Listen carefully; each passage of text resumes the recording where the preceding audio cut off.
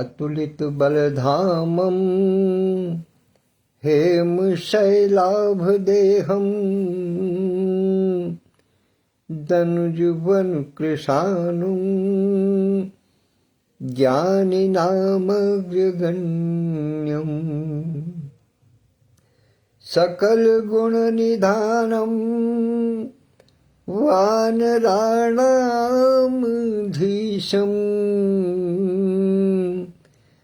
रघुपति प्रिय भक्तम् वातजातं नमामि रघुपति प्रिय भक्तम् वातजातं नमामि मनोजवं मारुततुल्यवेगम् जितेन्द्रियं बुद्धिमतां वरिष्ठम् वातात्मजं वानरयूथमुख्यम् श्रीरामदूतं शरणं प्रपद्ये श्रीरामदूतं शरणं प्रपद्ये। प्रभु श्री राम के अनन्य भक्त दास ज्ञानियों में अग्रगण्य भगवान महावीर अंजनी सुत हनुमान जी के वंदना करते हुए आज की वार्ता को प्रारंभ करता हूं। और इससे पहले कि विषय पर पहुंचूं,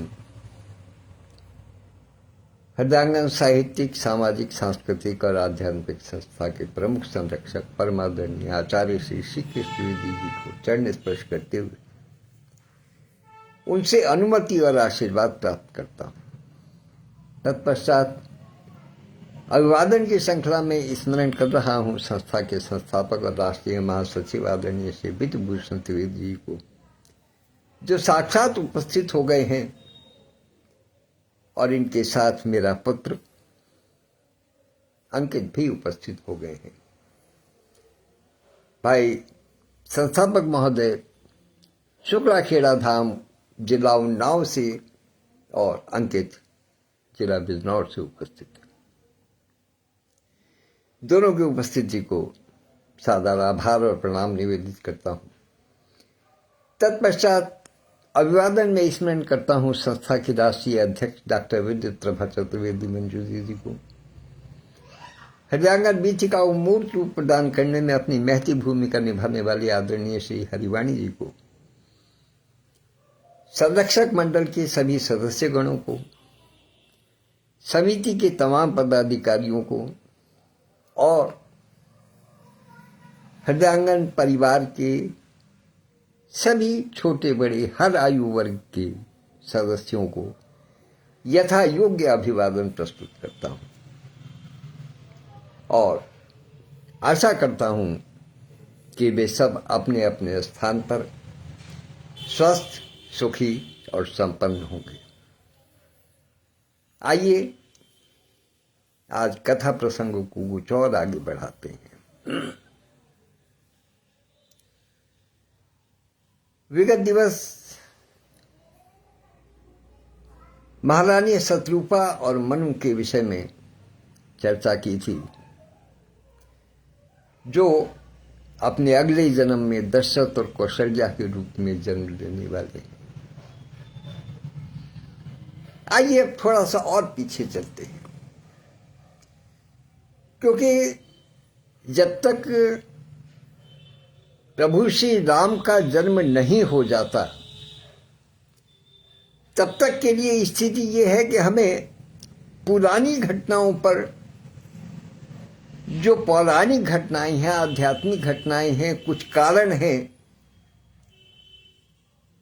कुछ व्यवस्थाएं हैं, कुछ विवरण हैं, उनमें उस महासागर में गोती हमें मत डालने होंगे, तभी हम राम कथा के सूत्र और उसके मोती माणिक निकाल पाएंगे इस राम कथा के महासागर से।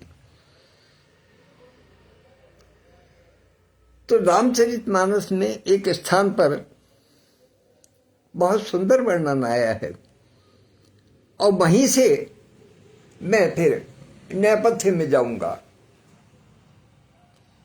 रामचरितमानस में वर्णित है कि राम की कथा का गायन 4 घाटों पर होता है। 4 घाट हैं जहां की राम की कथा का गायन होता है। वो 4 घाट कौन कौन से हैं? एक है गौ घाट और एक है पंचायती घाट, एक है राजघाट और एक है पन घाट, यानी पनघट कहते हैं जिसको। नाम से स्पष्ट है, पनघट स्त्रियों का घाट है, उन सती साध्वी स्त्रियों का घाट है जहां पर की राम कथा वो बड़े ही प्रेम से और आनंद पूर्वक सुनती। जो सती साध्वी स्त्रियां हैं वो सुनती है, वो घाट वो पनघट कहलाता है। गौ घाट को कहा गया है कि गौ घाट सबके लिए सुलभ है, दीन है, हीन है, गरीब है, कोई भी है। जो नदियां होती हैं, नहरें होती हैं, उनमें गौ घाट बना रहता है तो उसके अंदर सब उसमें स्नान करते हैं। उसमें पशु भी, पक्षी भी और हाथ पैर धोने के लिए मनुष्य भी, स्त्री भी, पुरुष भी, सब उसमें स्नान करते हैं। तो पहला घाट गौ घाट है जिसमें किसी के लिए कोई भेद नहीं है, वहां कोई भी जाकर के उसमें डुबकी लगा सकता है।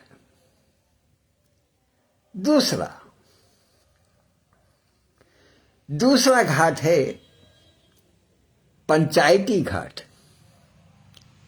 पंचायती घाट जो अक्सर एक शब्द सुना गया है कि क्या पंचायत लगा रखी है, मतलब हर प्रकार का व्यक्ति वहां पर उपलब्ध है, अर्थात जनसाधारण के लिए जिस घाट पर राम कथा होती है उसको पंचायती घाट कहा जाता है।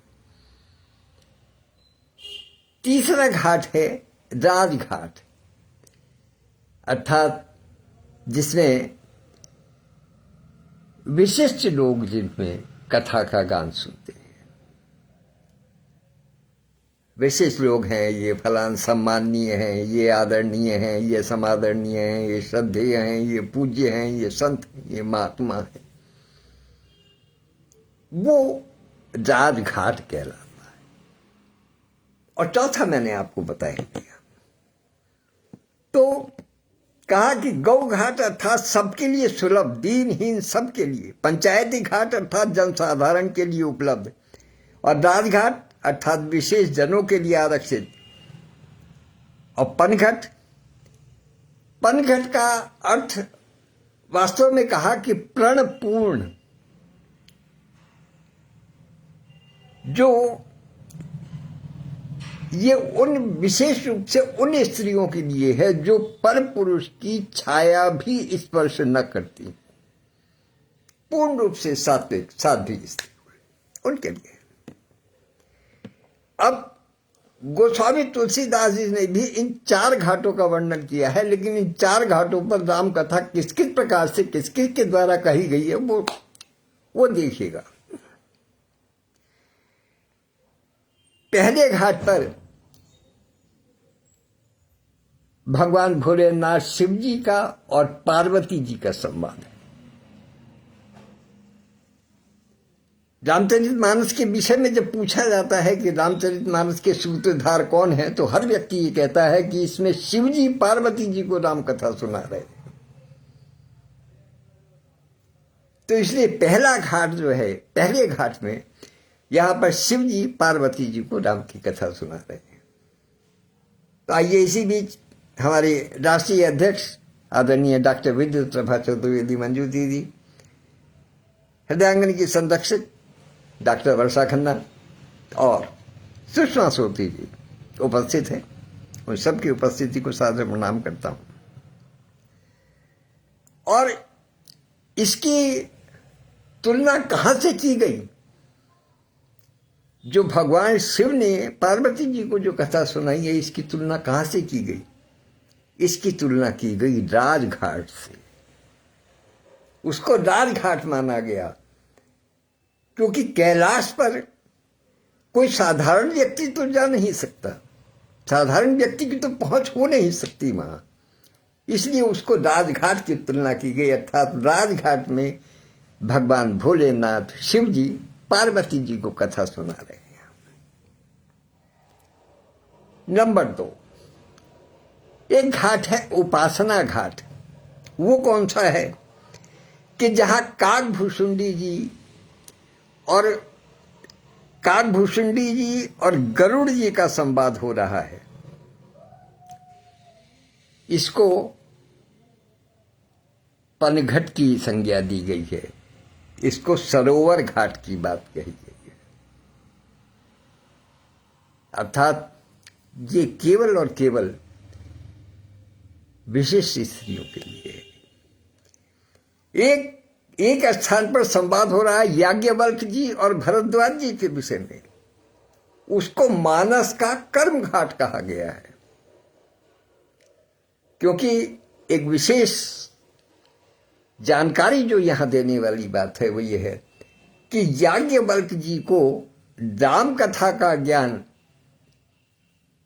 ऋषि भरद्वाज जी ही द्वारा दिया गया था। ऋषि भरद्वाज जी ने ही याज्ञवल्क्य जी को राम कथा सुनाई थी, और फिर याज्ञवल्क्य जी ने आगे प्रसारित किया गया, आगे उन्होंने राम कथा का प्रसार किया। और चौथा क्या कहा? चौथा गया तुलसी घाट।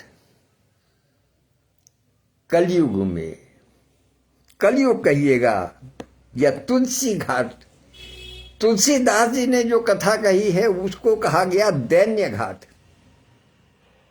अर्थात जो दीन है, जिनको समझ नहीं आता कि राम का अर्थ क्या है, जो राम का अर्थ खोजने में लगे हुए हैं, वो संत समाज को शिक्षा देते हैं, संत समाज को बताते हैं कि भाई राम के नाम को जानो, समझो कि कलयुग केवल नाम आधारा, राम के नाम को समझो, जानो। वो तुलसी घाट, वो तुलसीदास जी संत समाज को उसको देते हैं। लेकिन उसका नाम क्या दिया? उसको कहा गया गौ घाट। अर्थात तुलसीदास जी ने कभी किसी में भेद नहीं किया, न पशु में, न पक्षी में, न स्त्री में, न पुरुष में, न अमीर में, न गरीब में, न राजा में, न रंक में, किसी में भेद नहीं किया। इसलिए तुलसीदास जी ने जहां राम कथा कही उसको कहा गया दैन्य घाट, गौ घाट। इस प्रकार से 4 घाटों में ये राम कथा रामचरितमानस के अनुसार। अब कहो कि फिर ये चारों कथाएं किस प्रकार से एक साथ होती हैं? उधर कहते हैं कि याज्ञवल्क्य जी को भरद्वाज जी ने ज्ञान दिया, तो चलो वो घाट समझ में आ गया। फिर याज्ञवल्क्य जी का गरुड़ जी से संवाद हुआ, वहां भी राम कथा हुई, तो एक आदमी दोनों जगह कैसे हो सकता है? एक प्रसंग में यह आता है कि शिवजी ने याज्ञवल्क्य जी से कथा सुनी, तो फिर शिवजी ने पार्वती जी को कथा कैसे सुनाई? तो इसमें अपने दिमाग में चक्री घुमाने से कोई लाभ नहीं है। क्यों? क्योंकि इन सारी घाटों पर राम कथा के प्रवचन का, राम कथा के वाचन में कल्पों का अंतर है। एक साथ एक समय में नहीं हो रही हैं ये सब। पहले याज्ञवल्क्य जी ने भरद्वाज जी से शिक्षा ली, दीक्षा ली राम कथा की। उसके बाद में फिर याज्ञवल्क्य जी ने गरुड़ जी को राम कथा सुनाई। तुलसीदास जी ने इधर आकर के सुनाई है और तुलसीदास जी तो फिर इधर सुना ही रहे हैं, बाकी शिव पार्वती का संवाद तो कैलाश पर्वत पर हो ही रहा है। अब आप जानिएगा, अब कथा कहां से, नीचे से कहां से कुछ मोती निकालने का प्रयास किया जा रहा है। याज्ञवल्क्य जी की कथा के विषय में जब भगवान भोलेनाथ को पता चला कि राम कथा हो रही है, कल इस विषय में चर्चा हुई थी कि हर और हरि अलग अलग नहीं है। शिव जी को राम का प्रिय कहा गया है, वो राम को अपना पूज्य मानते हैं और राम जी शिव जी को अपना पूज्य मानते हैं, इसलिए दोनों एक दूसरे के अभिन्न हैं। तो जैसे ही शिव जी को पता चला कि याज्ञवल्क्य जी कथा कर रहे हैं, गर्ग जी को कथा सुना रहे हैं, तो शिव जी माता सती को लेकर के, जो दक्ष की कन्या थी और उनकी स्त्री थी, शिव जी की पत्नी थी सती, उनको लेकर के याज्ञवल्क्य जी की कथा में पहुंचते हैं। और उसका कारण विशेष क्या है कि माता सती को राम कथा में किसी भी प्रकार की कोई विशेष रुचि नहीं थी। कहाँ शिव जी को अत्यधिक रुचि थी, वहां माता सती को कोई विशेष रुचि नहीं थी। तो इस लिहाज से कि हो सकता है कि इनके भी मन में कुछ प्रेम उत्पन्न हो जाए राम कथा के प्रति, राम के नाम के प्रति, तो इसलिए शिव जी उनको कहा कि चलो आज पिकनिक के लिए चलते हैं। पिकनिक के लिए क्या, ये तो मैं वैसी बात कर रहा हूं, लेकिन उन्होंने कहा कि चलो आज भ्रमण के लिए चलते हैं। और भ्रमण के लिए चलते चलते उस स्थान पर पहुंचे जहां पर याज्ञवल्क्य जी राम जी की कथा कह रहे थे। राम जी की कथा सुनते हैं, वो बताते हैं कि राम पूर्ण ब्रह्म हैं, 12 कलाओं की अवतार हैं और उनके नाम की महिमा वो बताते हैं। उस कथा को सुनने के बाद में वो माता सती और भोलेनाथ जब वापस कैलाश की ओर लौटते हैं, ये कथा यहां तो चल रही है, ये तो याज्ञवल्क्य जी ने सुनाई है, लेकिन वास्तव में इस कथा को शिव जी पार्वती जी को सुना रहे हैं कि मैं सती को लेकर के याज्ञवल्क्य जी की कथा सुनने के लिए पहुंचा था। अब आप सूत्र को ऐसे जोड़िएगा कि शिव जी पार्वती जी को बता रहे हैं कि मैं सती को लेकर के, मेरी जो पूर्व पत्नी सती थी, उनको लेकर के मैं याज्ञवल्क्य जी की कथा प्रांगण में गया और वहां से कथा सुनकर के जब लौट रहा था कैलाश की ओर, तो उन्होंने मार्ग में देखा कि राम और लक्ष्मण दोनों सीता को खोजते हुए वन में घूम रहे हैं।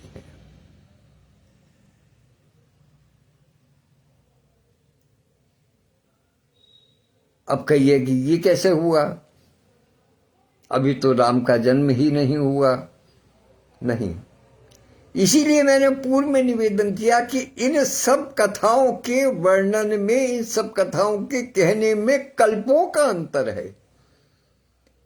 न जाने कितनी बार राम का जन्म हुआ, राम सीता का जन्म हुआ, कितनी बार राम रावण का युद्ध हुआ, कितनी बार कृष्ण का जन्म हुआ, कितनी बार कृष्ण और कंस का, शिशुपाल का वध किया उन्होंने, कितनी बार महाभारत हुआ। और इसमें कोई संदेह नहीं है कि जिस समय आप और हम इस समय यहां बात कर रहे हैं राम कथा की, कहीं किसी लोक में इस समय भी राम और सीता का जन्म हो और वहां लीला चल रही हो। अतः ये कल्पों का अंतर है।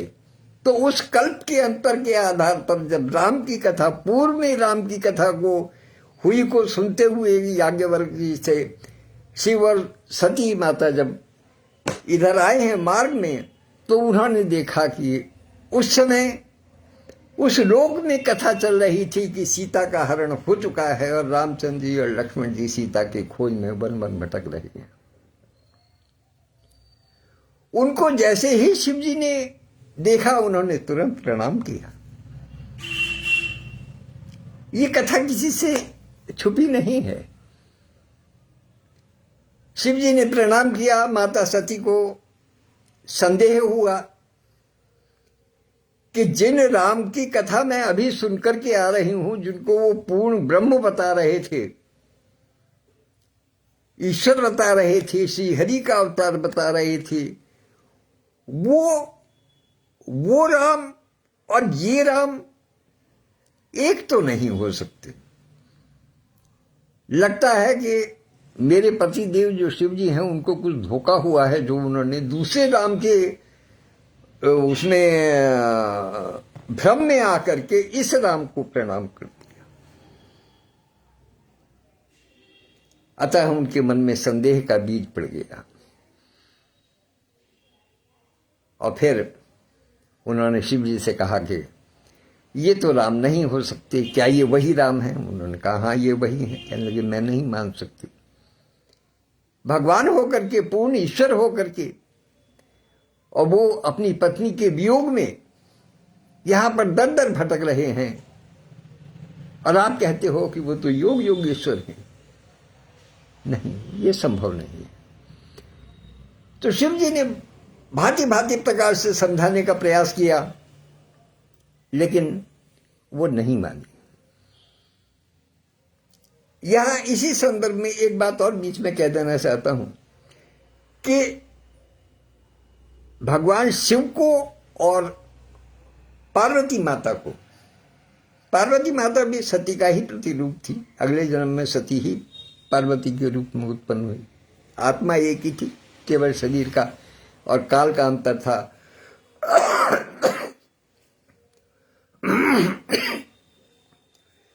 तो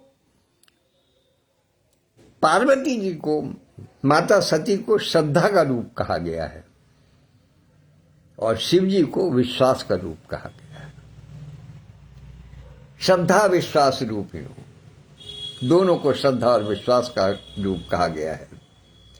तो जब श्रद्धा किसी बात पर अश्रद्धा कर बैठे, ध्यान से सुनिएगा, जब श्रद्धा रूपी स्त्री जब कभी विश्वास रूपी पति के विश्वास पर शंका कर बैठे, तो फिर निश्चित रूप से जान लीजिएगा कि कुछ ना कुछ अनर्थ होने के संकेत है। माता सती ने भगवान भोलेनाथ पर विश्वास नहीं किया, उनके कथन पर विश्वास नहीं किया कि ये वही राम है, और वो उनकी परीक्षा लेने के लिए पहुंच गए। परीक्षा भी उन्होंने किस प्रकार ली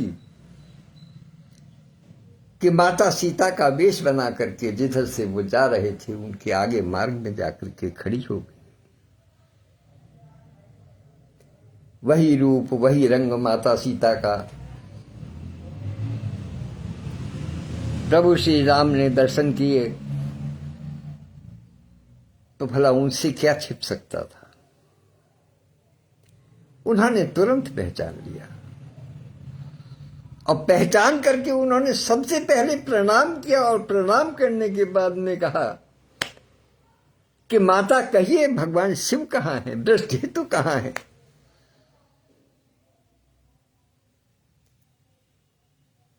माता सती एकदम सकते में आ गई, क्योंकि वो तो ये जान रही थी कि ये साधारण मनुष्य है, लेकिन उन्होंने तो इतना अच्छा बनाव श्रृंगार और रूप संवारने के बाद भी, इतना अच्छा रूप लेने के बाद भी वो स्वयं की पहचान को नहीं छुपा पाई, और राम ने उनको पहचान लिया कि ये तो सती मैया है। उन्होंने माता रूप में उनको प्रणाम किया तो वो वहां से एक प्रकार से लज्जित होकर के वापस लौटती है।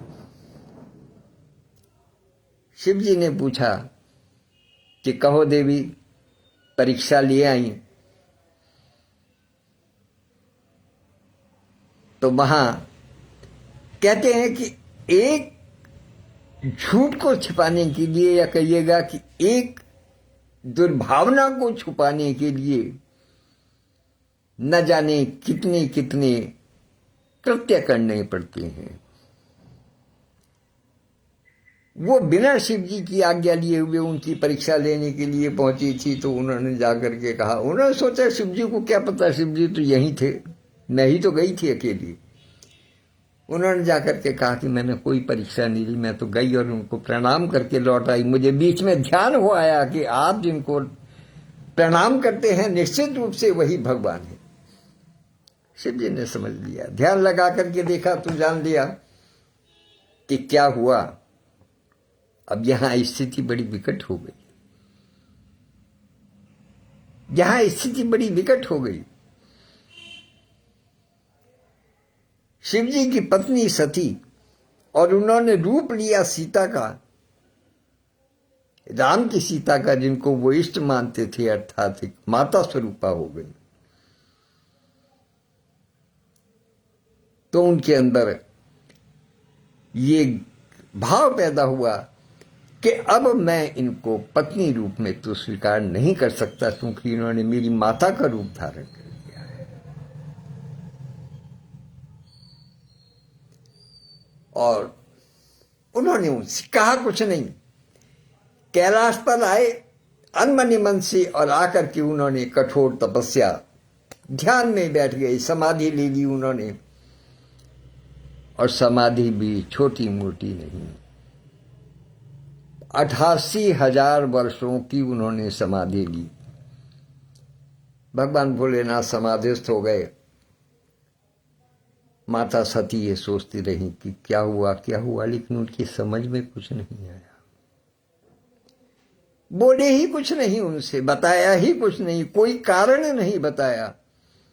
पहले जब भी कभी समाधि लेते थे तो हमेशा कारण बताते थे, कुछ कहते थे, बताया करते थे कि मैं समाधि में जा रहा हूं। इस बार उन्होंने कुछ कहा ही नहीं, बोले कुछ नहीं, बस केवल कैलाश तक आए और आकर के बिना बोले हुए अपने स्थल पर बैठ करके, अपनी पवित्र वृक्षशाला पर बैठ करके उन्होंने समाधि ले ली। बोले कुछ नहीं, और समाधि 88,000 वर्षों की। सती समझ गई कि कुछ मामला, कुछ गड़बड़ हो गया है। कालांतर में फिर उनकी समाधि जगाने का प्रयास किया कामदेव ने, लेकिन वो भी संभव नहीं हो पाया। कामदेव भस्म हुआ। जो ही वो उनकी समाधि टूटी, माता सती ने देखा कि आकाश मार्ग से विमान जा रहे हैं। इस कथा को मैं विस्तार नहीं दूंगा। महाराज दक्ष ने एक यज्ञ किया था, उसमें सबको बुलाया था, लेकिन शिव जी को नहीं बुलाया। इसलिए क्योंकि वो शिव जी को पसंद नहीं करते थे। किसी सभा में उनसे अपमान हो गया था। अपमान क्या हो गया था, किसी सभा में दक्ष पहुंचे, सब उनको देख करके खड़े हो गए। भगवान शिव उठ करके नहीं खड़े हुए, तो इस बात से दक्ष को बहुत बुरा लगा और उन्होंने उनसे मन में बैर ठान लिया, और उसके बाद में आना जाना उनका बंद कर दिया। पहले जो यज्ञ हुआ करते थे उसमें देवताओं के भाग का हविष्य दिया जाता था, आहुति दी जाती थी, और वो फिर भाग उनको मिला करते थे। उन्होंने अपने यज्ञ में, अपने सत्कर्मों में उनको बुलाना बंद कर दिया और उनका भाग भी बंद कर दिया। वही इस यज्ञ में हुआ। इधर सती जी ने कहा कि महाराज, मेरे पिता ने यज्ञ रखा है, आप कहें तो मैं वहां जाऊं। लेकिन वास्तविक कारण क्या था? वास्तविक कारण यह था कि 88,000 वर्षों की समाधि जब भगवान शिव ने ली थी, तो उसके कारण वो वहां उदासीन हो गई। उस स्थान पर उनके पास करने के लिए कोई काम नहीं हुआ, बोलने के लिए कोई नहीं, करने के लिए कोई नहीं, जाने के लिए कोई स्थान नहीं, किसी प्रकार का कोई साधन नहीं। क्या करे वो अकेली बैठी बैठी जो है वो परेशान हो गई।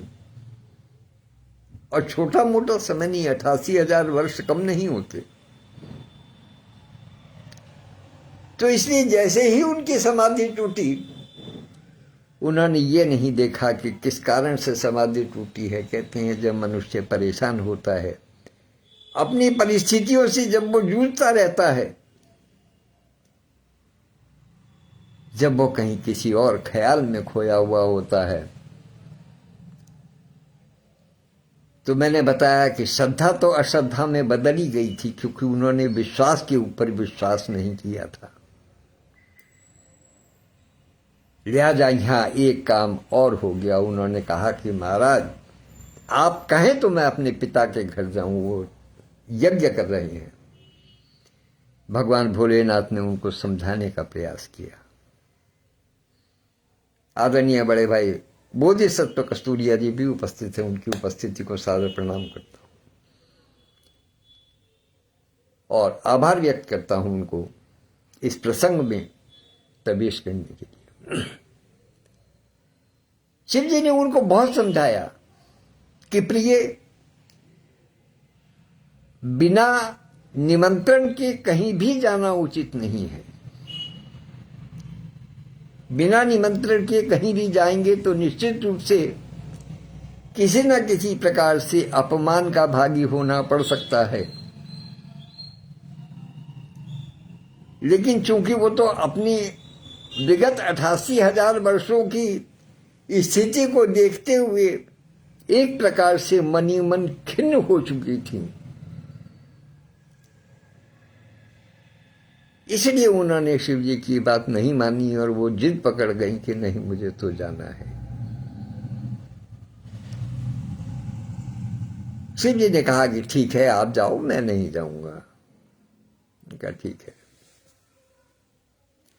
सती गई। वहां जाकर के जब देखा कि उनके पति का अपमान हुआ, तो उन्होंने अग्निकुंड में अपने आप को भस्मीभूत किया और अगले जन्म में हिमाचल के यहाँ कन्या रूप में, पार्वती के रूप में प्रकट हुई।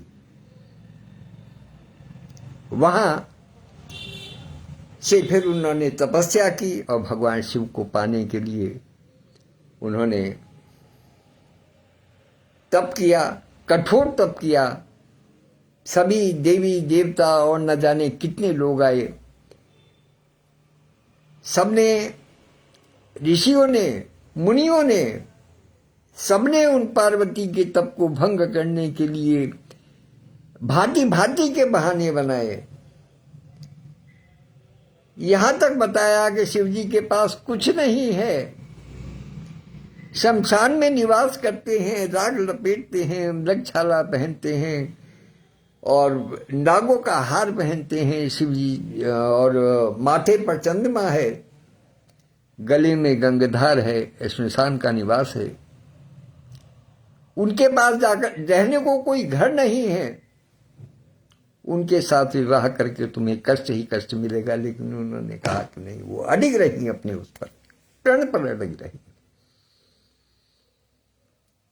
नतीजा ये हुआ कि अंत तो गत्वा उनको शिव जी की प्राप्ति हुई। लेकिन वो किस प्रकार से उनको प्राप्ति हुई, उसकी कथा का वर्णन हम कल करेंगे। आज इसी स्थान पर पार्वती जी तपस्या कर रही हैं, और तपस्या भी किसके कहने पर कर रही हैं? नारद जी के सुझाव पर। क्योंकि नारद जी ने ही हिमाचल को ये कहा था कि ये जगत जननी है, इनके पति का वर्णन उन्होंने किया। पार्वती हिमाचल नहीं समझ पाए, लेकिन पार्वती जी समझ गईं। वो जान गईं कि ये जो वर्णन कर रहे हैं ये शिव जी का है। उनको पूर्व जन्म की बात याद आ गई और वो शिव जी की तपस्या के लिए लीन हो गई। यहां इस बिंदु पर मैं एक विशेष चर्चा और कर देना चाहता हूं कि हर व्यक्ति के मन में संदेह उत्पन्न होते हैं किसी न किसी बात को लेकर के। कोई भी हो, चाहे सतयुग के व्यक्ति हो या कलयुग के व्यक्ति हो, किसी भी समय का कोई मनुष्य हो, उसके मन में संदेह होना आवश्यक है। क्योंकि कल एक चर्चा आई थी कि मन, ब्रह्म का मन जब ब्रह्मांड में फैला तो वो मनु के रूप में हुआ, और मनु मतलब चंचल। मन की लगाम लगाने के लिए शत्रुपा को भेजा गया, लेकिन मन पर लगाम कोई लगा पाया है? नहीं लग पाई। इसी तरीके से एक बात है संदेह की। संदेह का मतलब क्या है? अगर इसका संधि विच्छेद करें तो कहते हैं कि संदेह संग देह, देह के साथ ही जाता है। वरना पता है क्या कहा गया है कि शंका का इलाज तो लुकमान हकीम के पास भी नहीं है। यदि किसी के मन में कोई शंका उत्पन्न हो गई है तो उसका इलाज किसी के पास नहीं होता, शंका जाती नहीं है। लेकिन क्या है कि संदेह का मतलब संग देह, वो देह के साथ ही चली जाती है। अर्थात देह समाप्त तो शंका भी समाप्त, संदेह भी समाप्त। किंतु इसमें एक विशेष तत्व और है। यदि हमारे मन में संदेह किसी और के द्वारा डाला गया है, पति ने पत्नी के मन में संदेह डाल दिया, पत्नी ने पति के मन में संदेह डाल दिया, पड़ोसी ने डाल दिया, यार दोस्त ने डाल दिया, किसी रिश्तेदार ने डाल दिया, किसी समाज के व्यक्ति ने डाल दिया, किसी राजनेता ने डाल दिया। कहने का मतलब यह है कि यदि हमारे मन में कोई संदेह किसी दूसरे, किसी बाहरी ताकत के बल पर आ गया है, तो बहुत संभव है कि उसका निवारण कभी न कभी हो जाए। कोई ना कोई ऐसा कारण जरूर बन जाएगा, चाहे कोई बाहरी व्यक्ति समझा दे या घर का व्यक्ति समझा दे या कोई परिस्थिति को खोल करके रख दे, तो वो संदेह मिट सकता है, वो संदेह मिट जाता है। कुछ संदेह इतने परिपक्व होते हैं कि वो देह के साथ ही चले जाते हैं, तमाम जिंदगी हो जाती है, वो नहीं मिटते। यहां एक बहुत छोटी सी प्रसंग है, वो अचानक स्मरण हो आया। सच्चा किस्सा है ये, बिल्कुल। हम रुड़की में रहा करते थे। रुड़की में बहुत छोटे बचपन की बात है। हमारे मकान के ठीक पीछे एक वकील साहब रहा करते थे। उनकी और उनकी पत्नी के बीच में किसी समय कोई अनबन हो गई किसी बात को लेकर के। तो वकील साहब जिस समय अपनी 80 वर्ष की आयु में मृत्यु शैया पर पहुंचे, जब उनका बिल्कुल अंत समय आ गया, उनको नजर आ गया कि अब अंत समय है, उस समय उनको अपनी पत्नी से वार्तालाप किए हुए 25 वर्ष हो चुके थे।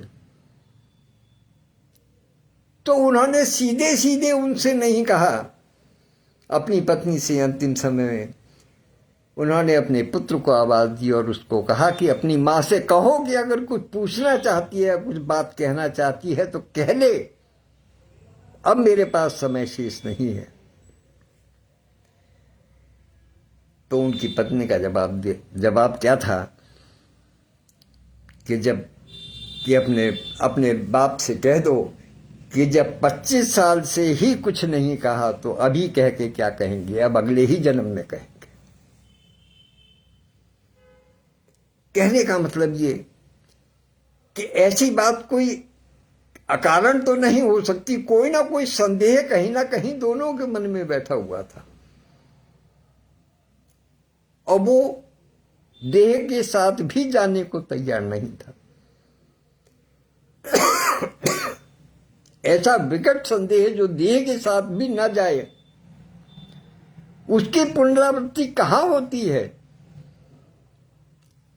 वो जन्म मरण के बंधन से दूर हो जाता है और वह अगले जन्म जन्मों तक पहुंचती है। और इसका सबसे बड़ा प्रमाण ये राम कथा है, ये शिव जी की कथा है, जिसने कि सती को पहले जन्म में संदेह हुआ मन में कि ये राम कौन है, ये राम क्या वास्तव में ईश्वर हैं, और वो संदेह उनकी देह जाने के उपरांत, पार्वती बनने के उपरांत भी उनके मन में संदेह रहा। तभी पार्वती जी ने शिव जी से राम कथा को सुनने का आह्वान किया,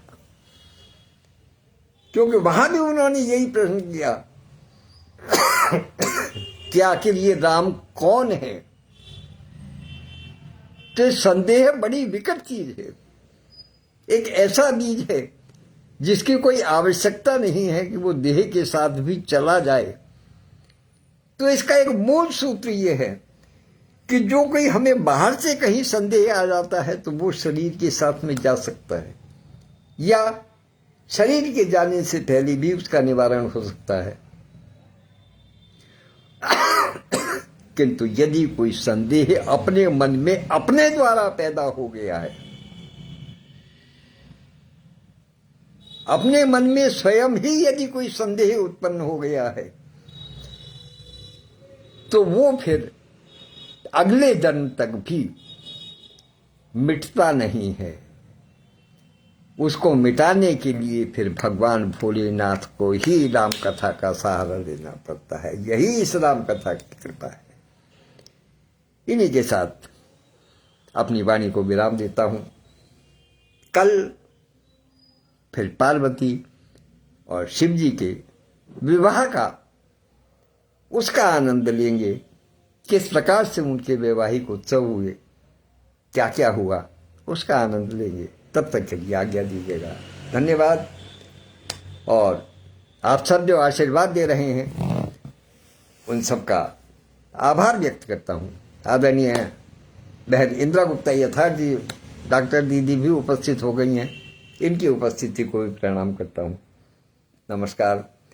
और यही अभी थोड़ी देर बाद YouTube पर भी मिलेगा, वहाँ देखिएगा, आनंद लीजिएगा। एक बार सुनिएगा, 2 बार सुनिएगा, जितनी बार इच्छा हो उतनी बार सुनिएगा। और एक निवेदन विशेष रूप से कि यदि मेरे किसी तर्क में, मेरे किसी तथ्य में आपको किसी प्रकार की शंका हो या कोई निवारण करना हो, या आपको कहीं ये लगे कि मैं सिरे से कुछ गलत बात बता रहा हूं जो आपकी विचारधारा से ठीक ना बैठता हो, तो मुझे निसंकोच मुझे सूचित कीजिएगा, ताकि मैं स्वयं में सुधार कर सकूं और भविष्य में इस बात का ध्यान रख सकूं। धन्यवाद। नमस्कार। भगवान भोलेनाथ और भगवान शिव, भगवान राम सब आप पर कृपा करें। शुभ यामिनी, शुभ यामिनी, शुभ यामिनी।